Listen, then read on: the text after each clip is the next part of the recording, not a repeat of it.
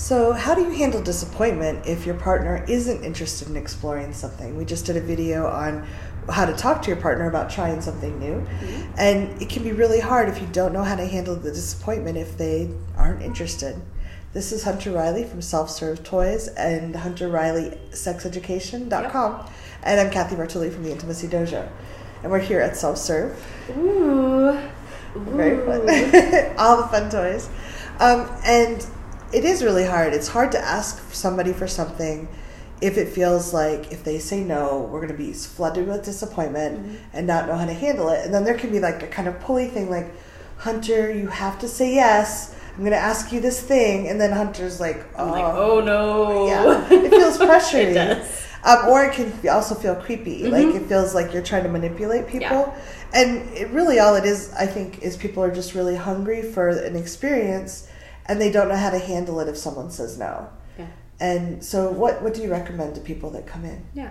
Well, I oftentimes recommend saying to somebody in that moment, hey, it's okay if you say no to this. I'm not like, it is totally fine if you want to say no. Because when you think about it in your own head, you know, you really want someone to be saying yes because they really want to do it, not because they just feel like they should or they have to, because that can get into very bad territory very quick, mm-hmm. right? So it's really good that, you know, everybody that when I'm negotiating for sex or other things, I oftentimes say it's totally okay if you're a no to this, mm-hmm. you know, but if you want to do this thing, please let me know, or you know, like let's talk about it more. Yeah. And so that gives people options mm-hmm. in that moment, and oftentimes when you at least give people options, they feel a little bit more comfortable. Mm-hmm. And so I oftentimes start with saying, you know, hey, there's this thing I'm excited about. Please feel free to say no if you're not into it. Yeah. But if you are into it, let's talk about it more. I think I love how you do that. It's very gentle and open. Sometimes it's hard to get to that point. Yes. There's a lot of people that, are in not open. They're not in open relationships. Mm-hmm. So if their one partner says no, they don't get to explore it with someone. Right. Or they might be in open relationships and not have multiple partners. Mm-hmm. Or they might have asked all three partners and all of them said no. And then it starts feeling like a scarcity thing. Like, I'm never going to get to have this experience with someone.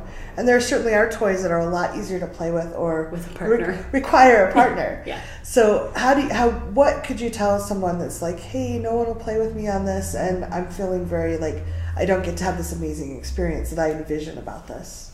Right. Well, and I think again, for me at least, it comes down almost to always just laying out the options, mm-hmm. right, and seeing what's available. So if there's something that you really want, and you know, none of your partners or your only partner is not willing to mm-hmm. do it, you know, talking about compromise and saying, hey, is there another way? Is there something else that we could explore? Yeah. Where I could, you know, maybe we could try elements of this. Mm-hmm. So I mean, for me, it's a lot about options and just laying out what the options are, and then figuring out if there's an option that is a good compromise for everybody. So that's one of my tools and techniques, but I would love to hear yours. Yeah. So what I try, I mean, I deal a lot with people about the emotional, and mm-hmm. One of the things I found is that a lot of times we'll just start associating because it feels scarce, or we don't feel like someone can help us with it. It starts feeling bigger than it really is, and we start making that one thing. And children do this all the time. If I can just get a pony for Christmas, my world will be complete. Mm-hmm. And we have that same brain, like our survival brain is never really adult. It doesn't really ever grow up in that mm-hmm. sense. We can help it evolve, but there's that feeling of I must get this because it starts feeling scarce.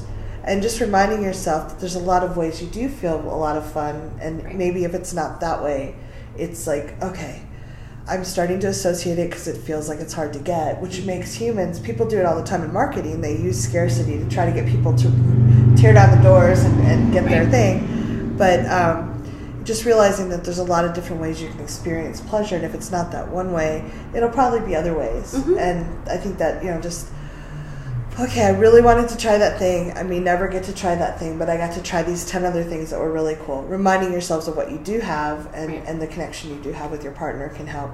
And also just telling a friend, like being really honest, like, wow, I really wanted to do this and I'm not going to be able to right now. And just owning what you're feeling. Because when we try to push it down, it gets bigger.